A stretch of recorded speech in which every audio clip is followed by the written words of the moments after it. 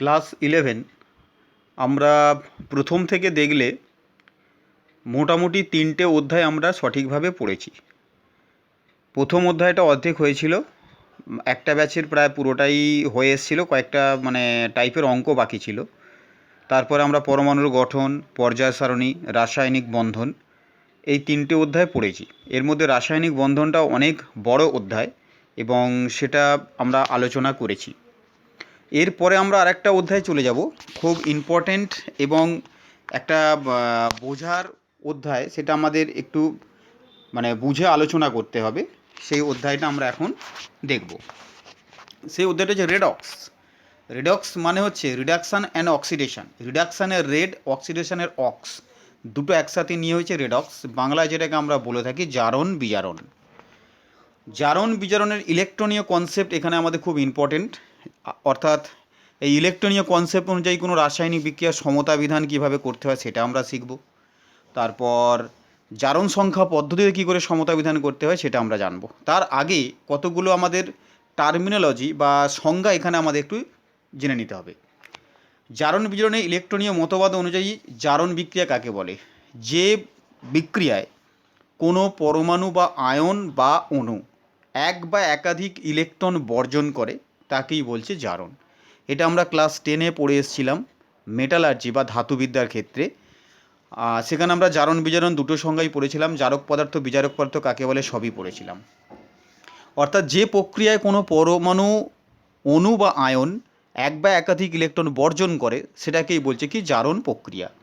ঠিক একইভাবে বিজারণ প্রক্রিয়া কাকে বলে? যে প্রক্রিয়ায় কোনো পরমাণু বা আয়ন এক বা একাধিক ইলেকট্রন গ্রহণ করে তাকেই বলা হয় বিজারণ প্রক্রিয়া। জারণ প্রক্রিয়া কয়েকটা উদাহরণ দেওয়া আছে। পরমাণুর ইলেকট্রন বর্জন, সোডিয়াম থেকে সোডিয়াম আয়ন, ম্যাগনেসিয়াম থেকে ম্যাগনেসিয়াম আয়ন। ক্যাটায়ন দ্বারা ইলেকট্রন বর্জন হয়ে গেছে, দেখো Fe2+ ছিল আর একটা ইলেকট্রন বর্জন করে Fe3+। যেহেতু ইলেকট্রন ঋণাত্মক আধানযুক্ত কণা, কোনো পরমাণু থেকে ঋণাত্মক আধানযুক্ত কণা বেরিয়ে গেলে পরমাণুটা ধনাত্মক আধানযুক্ত কণায় পরিণত হয়। এবার বলছি অ্যানায়ন দ্বারা ইলেকট্রন বর্জন।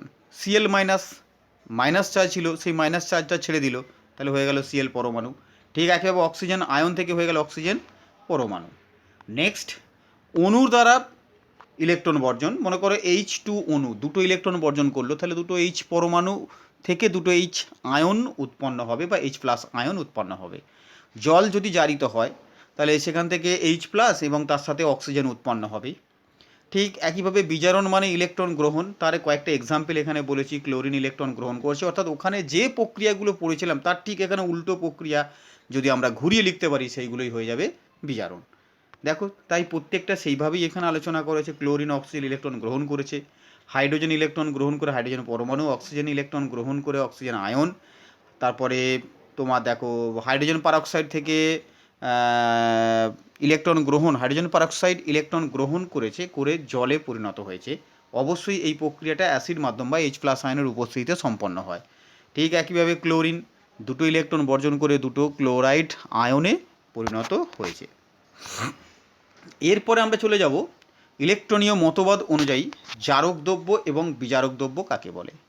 যে সমস্ত পদার্থ জারণ বিজারণ প্রক্রিয়ায় নিজে ইলেকট্রন গ্রহণ করে বিজারিত হয় কিন্তু অপরকে জারিত করে তাদেরকেই বলা হচ্ছে কি জারক পদার্থ। বিজারক পদার্থ কী হবে? ঠিক একইভাবে নিজে ইলেকট্রন বর্জন করে জারিত হবে, অপরকে বিজারিত করবে। বিজারক মানে অপরকে বিজারিত করবে কিন্তু নিজে জারিত হবে। জারক অপরকে জারিত করবে কিন্তু নিজে বিজারিত হবে, তাদেরকে আমরা বলবো কি জারক পদার্থ। এক্সাম্পল হিসেবে দেখো, একটা মোস্ট কমন এক্সাম্পল আমি এখানে তুলে ধরেছি। দেখো Zn তার সাথে Cu2+ থেকে হয়ে গেছে Zn2+ প্লাস Cu। এখন এই দেখো কপার ছিল এখানে, আর Zn কপার আয়ন হিসাবে ছিল, Znটা ধাতব পরমাণু হিসাবে অবস্থান করছিল। Zn ইলেকট্রন বর্জন করে Zn2+ আয়নে পরিণত হয়েছে, অর্থাৎ এটা একটা জারণ প্রক্রিয়ায়। আর যে নিজে জারিত হবে অপরকে বিজারিত করবে, আর অপরকে বিজারিত করার মানে হচ্ছে বিজারক পদার্থ। তাই জিঙ্ক এখানে বিজারক পদার্থ। ঠিক একইভাবে কপার ইলেকট্রন গ্রহণ করে নিজে বিজারিত হয়েছে, অর্থাৎ ধাতব কপারে পরিণত হয়েছে, আর নিজে বিজারিত হওয়ার অর্থ অপরকে জারিত করবে। তাই Cu2+, অর্থাৎ বাম দিকে যার বিজারণ ঘটেছে সে হবে জারক। মানে বিজারিত হওয়ার পর যেটা হয়েছে সেটা নয়, যেমন কপার 2+, থেকে কপার হয়েছে, এখানে কপার 2+ যেহেতু নিজে বিজারিত হচ্ছে, কপার 2+টা হবে এখানে জারক পদার্থ। এবার যেটা বলছে দেখো অর্ধবিক্রিয়া। সম্পূর্ণ জারণ বিজারণ বিক্রিয়ায় দুটো পার্ট থাকে, একটা হচ্ছে জারণ অর্ধবিক্রিয়া আর একটা হচ্ছে বিজারণ অর্ধবিক্রিয়া। জারণ বিজারণ অর্ধবিক্রিয়াকে আলাদাভাবে বা পৃথক করে লিখতে হলে প্রথমে আমাদের বলছে রাসায়নিক বিক্রিয়াটাকে আয়নীয় ফর্মে লিখতে হবে। আয়নীয় ফর্মে লেখার পর ওখান থেকে দর্শক বা ভিজিটার আয়নটাকে বাদ দিতে হবে। এবার ভিজিটার আয়ন বা দর্শক আয়নটা কি, যেমন বলছে ধরো H2 এর সাথে ক্লোরিনের বিক্রিয়া ধাতব সালফার এবং HCl উৎপন্ন হয়, এটা একটা জারণ বিজারণ বিক্রিয়া। এবার এখানে বলছে এর জারণ অর্ধবিক্রিয়া বিজারণ অর্ধবিক্রিয়া আমরা লিখব কী করে। এই বিক্রিয়া লিখতে গেলে প্রথমে বলছে এটাকে আয়নীয় রূপে লিখতে হবে। আয়নীয় রূপটা কীরকম, যেমন ধরো H2S কে আমরা কীভাবে ভাবতে পারি, 2 অণু H+, তার সাথে S2-। আর ক্লোরিন এটা কোনো আয়নে ভাঙে না, কারণ এটা সমযোজী যৌগ।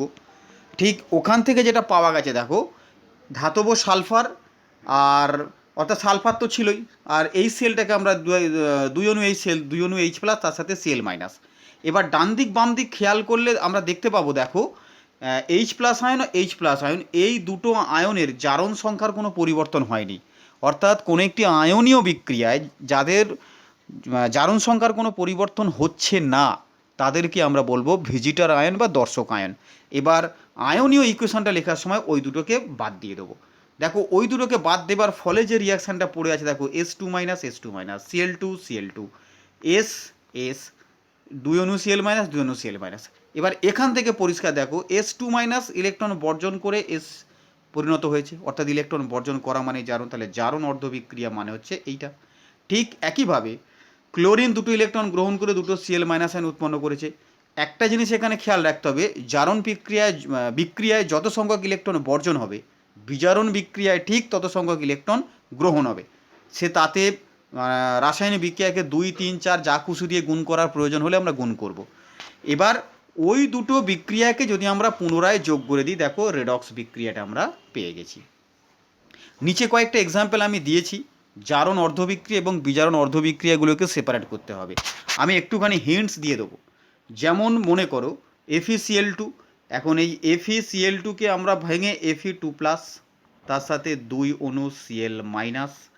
এবার ওর সাথে Cl2 থেকে গেল, এর ফলে তোমার ডান দিকটা যেটা থাকবে সেটা হচ্ছে তোমার 2 অণু Fe3+, আর তার সাথে তোমার 6টা Cl- আয়ন তৈরি হয়েছে।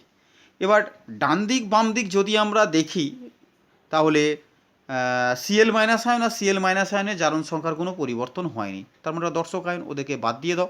বাদ দিয়ে তাহলে থাকবে কি Fe2+, তার সাথে Cl2 হয়ে যাবে Fe3+ প্লাস Cl-।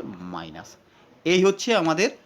এবার এখান থেকে কে জারিত হয়েছে, Fe2 থেকে Fe3 হয়েছে জারণ, তাহলে Cl2 থেকে Cl- ইলেকট্রন গ্রহণ করেছে বিজারণ, ও দুটোকে আলাদা করে লিখলেই জারণ অর্ধবিক্রিয়া বিজারণ অর্ধবিক্রিয়া আমরা পেয়ে যাব।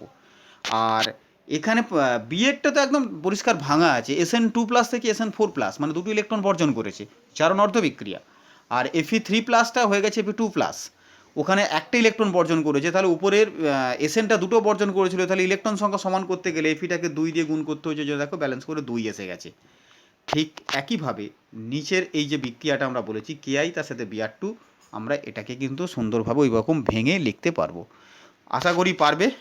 নেক্সট আমরা চলে যাব জারণ স্তর বা জারণ সংখ্যা। বলছে কোন একদম ভালো করে বুঝতে হবে এটাকে, এবং পরীক্ষাতে আসে কিন্তু কোনো যৌগের মধ্যে কোনো মৌলের একটি পরমাণু জারণ বা বিজারণের যে অবস্থায় থাকে সেই অবস্থাটাকে ওই মৌলের জারণ স্তর বা জারণ অবস্থা বলে। যেমন মনে করো আমি নিচে একটা এক্সাম্পল দিয়েছি, ZnCl2, এই ZnCl2 যৌগে Zn2+ জারণ স্তরে আছে, অর্থাৎ দুটো ইলেকট্রন বর্জন করেছে, তার মানে ওটা জারণ স্তরে আছে। এবার দেখো ওই যৌগে Clটা মাইনাস হিসাবে আছে, তার মানে ও ইলেকট্রন গ্রহণ করেছে, অর্থাৎ বিজারিত অবস্থায় আছে। কোনো যৌগের মধ্যে কোনো মৌলের একটি পরমাণু জারণ বিজারণের যে অবস্থায় থাকে সেটাকেই বলছে তার জারণ অবস্থা। অর্থাৎ ZnCl2 যৌগে Zn এর জারণ অবস্থা কি 2+ বা +2 জারণ স্তরে আছে। ঠিক একইভাবে যদি আমরা জারণ সংখ্যা কাকে বলবো, কোনো যৌগের মধ্যে কোনো মৌলের একটি পরমাণু জারণ বিজারণের যে অবস্থায় আছে সেই সেই অবস্থাটাকে, সেটা জারিত অবস্থায় আছে না বিজারিত অবস্থায় আছে, সেটা ব্যাখ্যা করতে গেলে যে সংখ্যা দ্বারা সেটাকে দেখানো হয় সেই সংখ্যাটাকেই বলছে কি জারণ সংখ্যা। তাহলে জারণ সংখ্যাটা আমরা পেয়ে গেলাম, যেমন Zn2+, তাহলে ওখানে 2+ হচ্ছে ওর জারণ সংখ্যা। আবার Cl- অর্থাৎ -1টা, এই Cl- মানে কি -1, অর্থাৎ Cl এর ওখানে জারণ সংখ্যা হয়ে যাচ্ছে কত, -1। তাহলে Zn হচ্ছে +2, Cl হচ্ছে -1, এইগুলোকে বলছে জারণ সংখ্যা। অর্থাৎ জারিত বা বিজারিত অবস্থাটাকে যে সংখ্যা দ্বারা চিহ্নিত করা হচ্ছে। এখন বলছে Znটা প্লাস হিসাবে, মানে ইলেকট্রন বর্জন করেছে, অর্থাৎ জারিত অবস্থায় আছে। Clটা ইলেকট্রন গ্রহণ করে Cl- হয়েছে, অর্থাৎ ও বিজারিত অবস্থায় আছে। এখন জারিত অবস্থার সংখ্যাটা সেটা কত, +2, তার মানে ও জারণ সংখ্যা হয়ে গেল +2, আর Cl এর ক্ষেত্রে জারণ সংখ্যা হয়ে গেল -1। জারণ সংখ্যা নির্ণয়, অর্থাৎ এ তো আমরা বলে ফেললাম জারণ সংখ্যা কাকে বলে, জারণ অবস্থা কাকে বলে, সেগুলো আমরা বললাম। এবার জারণ সংখ্যা আমরা কী করে নির্ণয় করব। জারণ সংখ্যা নির্ণয় করতে গেলে আমাদের কতগুলো মেথডোলজি এক এক করে ফলো করতে হবে। সেটা হচ্ছে, দেখো, নাম্বার 1 নিয়মাবলীর মধ্যে পড়ছে, মুক্ত অবস্থায় যে কোনো মৌলের জারণ সংখ্যা 0 হয়। যেমন করো H2Cl2 Br2, এদের সকলের জারণ সংখ্যা 0। ঠিক একইভাবে 2 নম্বর পয়েন্ট যেটা বলছে, ক্ষার ধাতুর অর্থাৎ পর্যায় সারণীর 1 নম্বর শ্রেণীতে যারা অবস্থান করে তারা সর্বদা +1 জারণ স্তর প্রদর্শন করে। এবার 2 নম্বর শ্রেণীতে যারা অবস্থান করে তারা সর্বদা +2 জারণ স্তর প্রদর্শন করে। এবার 3 নম্বর যেটা হাইড্রোজেন, অর্থাৎ হাইড্রোজেন যখন হাইড্রাইড যৌগ মানে মনে করো সোডিয়াম হাইড্রাইড, সেখানে -1, ক্যালসিয়াম হাইড্রাইড যেটাকে হাইড্রোলিথ বলা হয় সেখানেও -1। এই রকম হাইড্রাইড যৌগ ছাড়া বাকি সমস্ত যৌগে +1 জারণ স্তর প্রদর্শন করে। এবার বলছি, দেখো, অক্সিজেনের জারণ সংখ্যা সাধারণত -2 হয়ে থাকে, তবে পারক্সাইড যৌগে H2O2, পারক্সাইড যৌগ মানে হচ্ছে অক্সিজেন লিঙ্কেজ থাকবে, এইটাকে বলা হয় পারক্সাইড লিঙ্কেজ। এই পারক্সাইড লিঙ্কেজ থাকা মানে বা পারক্সাইড যৌগে উঠে হয়ে যায় -1। তারপরে তোমার সুপার অক্সাইড যৌগে যেমন KO2, পটাশিয়াম সুপার অক্সাইড, এখন পটাশিয়াম সুপার অক্সাইড যৌগে এটা থাকে তোমার -1। আর F2O এমন একটা যৌগ যেখানে অক্সিজেন +2 জারণ স্তরে থাকে। F2O ডাইফ্লোরো অক্সাইড, যেখানে F2O +2 জারণ স্তরে অবস্থান করে। নেক্সট যেটা বলবো যে ফ্লোরিনের জারণ সংখ্যা সর্বদা -1 হয়। এ কখনো -1 ছাড়া অন্য কিছু হতেই পারে না। এবার ক্লোরিন, ব্রোমিন, আয়োডিন এদের সাধারণ ক্ষেত্রে আমরা ধরে নেবো -1, তবে বিশেষ ক্ষেত্রে এতে +1, +7 ইত্যাদি জারণ স্তর প্রদর্শন করতে পারে। তারপরে বলছে কোনো মৌলের সর্বোচ্চ জারণ সংখ্যা কত হবে সেটা নির্ভর করছে মৌলটা পর্যায় সারণীর কোন শ্রেণীতে আছে। যে শ্রেণীতে অবস্থান করছে সেই শ্রেণীর সংখ্যাটাই হয়ে যাবে ওর সর্বোচ্চ জারণ সংখ্যা। যেমন মনে করো সালফার পর্যায় সারণী 6 নম্বর শ্রেণী, বা আধুনিক দীর্ঘ পর্যায় সারণীর 16 নম্বর শ্রেণী, 7 নয় 16। তাহলে যেহেতু মেন্ডেলিফের 6 নম্বর শ্রেণীতে অবস্থান করছে তাই ওর জারণ সংখ্যা কখনো 6-এর বেশি হতে পারে না। ক্রোমিয়াম, ওটাও তোমার 6 নম্বর শ্রেণী, ওর জারণ সংখ্যা 6-এর বেশি হতে পারে না। তাহলে এইভাবে আমরা বলবো যে শ্রেণীতে অবস্থান করছে সেই শ্রেণীর যা সংখ্যা তার থেকে মৌলের জারণ সংখ্যা কখনো বেশি হতে পারে না, কম হতে পারে কিন্তু বেশি হবে না। এবার বলছে কোনো যৌগের সমস্ত পরমাণু জারণ সংখ্যা সমষ্টি 0 হবে। মনে করো KMnO4 একটা যৌগ নিয়েছে, তো K আছে, ম্যাঙ্গানিজ আছে, অক্সিজেন আছে, প্রত্যেকটা জারণ সংখ্যা যদি যোগ করি তাহলে সেটা টোটাল মানটা 0 হতেই হবে। 9 নম্বর, কোনো মূলকের ক্ষেত্রে মূলক গঠনকারী পরমাণুগুলির জারণ সংখ্যার সমষ্টির মান হবে ওই মূলকের যে আধান তার সাথে সমান। যেমন মনে করো FeCl3 8 নম্বর ক্ষেত্রে Fe এবং ক্লোরিনের জারণ সংখ্যা হলো যথাক্রমে +3 এবং -1। তাহলে এদের যোগফল Fe এবং ক্লোরিন এদের জারণ সংখ্যা যোগ করলে যে মানটা হবে সেই মানটা 0 হবে। দেখো -1 × 3 তিনটে ক্লোরিনের জন্য, আর একটা Feর জন্য +3, তাহলে সবগুলো যোগগুলো হয়ে যায়, দেখো 0। ঠিক একইভাবে SO4 যৌগে আমরা দেখতে পাচ্ছি যে একটা মূলক, এই মূলকের ক্ষেত্রে মূলক গঠনকারী পরমাণুগুলি জারণ সংখ্যা সমষ্টি সর্বদা ওই মূলকের যে আধান সেই আধানের সাথে সমান হবে। সালফার এখানে +6 জারণ স্তরে থাকে, অক্সিজেন -2, তাহলে +6 -2 × 4 করলে দেখা যাচ্ছে যে দেখো টোটাল মানটা বেরোচ্ছে -2, অর্থাৎ এর সালফেট মূলকের আধান ছিল -2, এখানেও হয়ে গেল -2। তাহলে এখান থেকে আমরা বলতে পারি যে যৌগের মধ্যে যত পরমাণু থাকে তাদের জারণ সংখ্যার সমষ্টি যদি বের করি 0 হবে। কোনো মূলকের ক্ষেত্রে ওই মূলক গঠনকারী পরমাণুগুলি জারণ সংখ্যার সমষ্টি ওই মূলকের আধানের সাথে সমান হবে।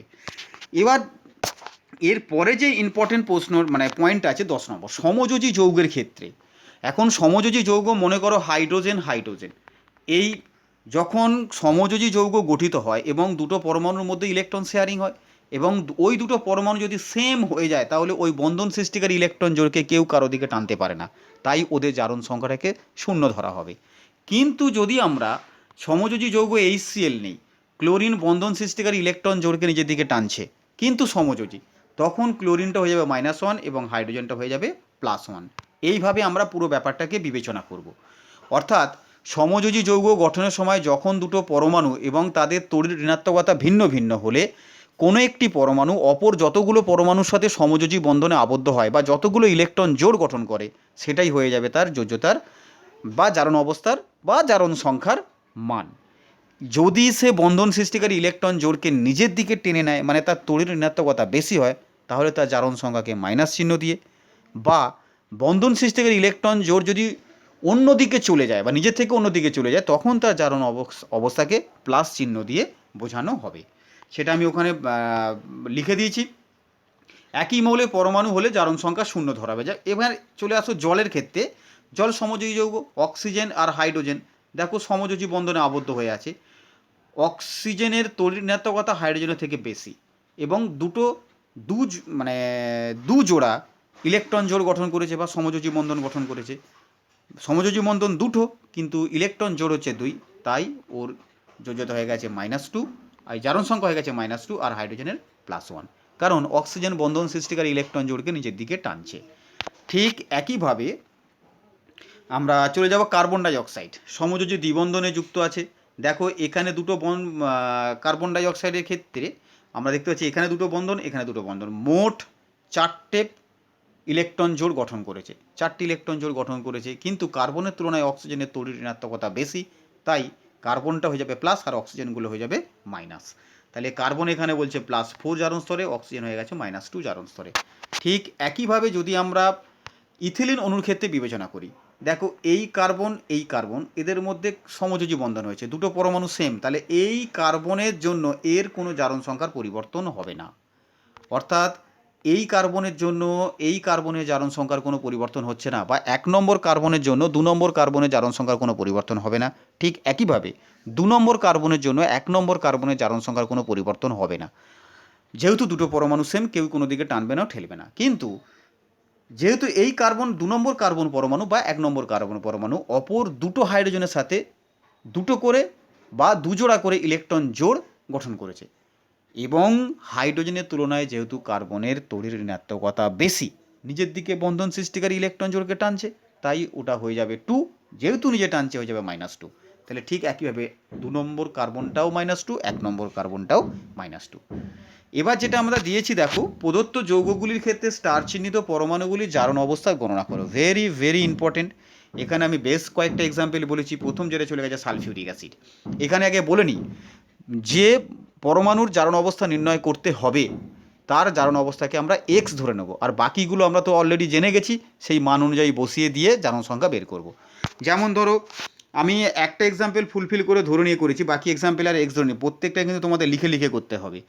আচ্ছা, এই জারণ সংখ্যা নির্ণয় পদ্ধতিটা আমরা পরের ভিডিওতে আলোচনা করব।